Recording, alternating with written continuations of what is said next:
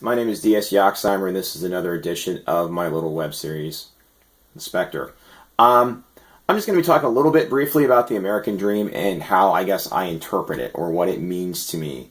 The American Dream is, from what I understand, and probably is, a post-World War II construct. I think that's when they started really saying it. And nowadays, it's something politicians use they just bring it up. It's just rhetoric they bring up during elections to usually discredit who they're running against or who was already in office, and that person was keeping you from realizing the American dream. And that's really what it's all about.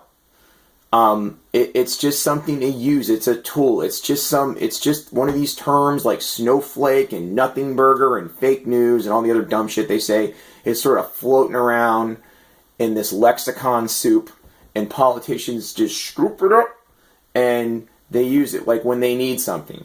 They don't say anything. I mean, do you ever hear Donald Trump really talk about figures or anything like that, or statistics ever? No. He uses rhetoric because he knows how powerful rhetoric can be and how effective it can be, but he also doesn't realize that some people don't want to fucking hear that, and they want to hear some real statistics and facts.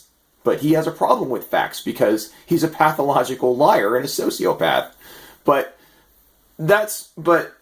getting back to the American dream and basically how politicians use the American dream, really, everybody has what they, their own personal goals and things like that they want to do with their lives, and it doesn't always involve buying some McMansion and getting a couple of Lexuses and getting married and having a couple of kids and going to their soccer games and their school plays and all that shit. Some people want to do other things. Some people want to maybe they want to live a less complicated life, like I was trying to do, I guess, and life got in the way of it.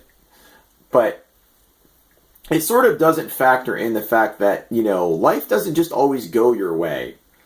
And I'm not trying to bash Christians or religious people, but they think that everything happens for a reason and things are God's will and their success or failure is God's will, when it's really, dependent upon them, and plus other variables you have to factor in that can possibly impede your success in life. But the American dream is just a term. It doesn't really mean anything. It doesn't mean anything to me. This is just I just happen to be born in America. Otherwise it really is it's as good or bad as it currently is. It's not just always good.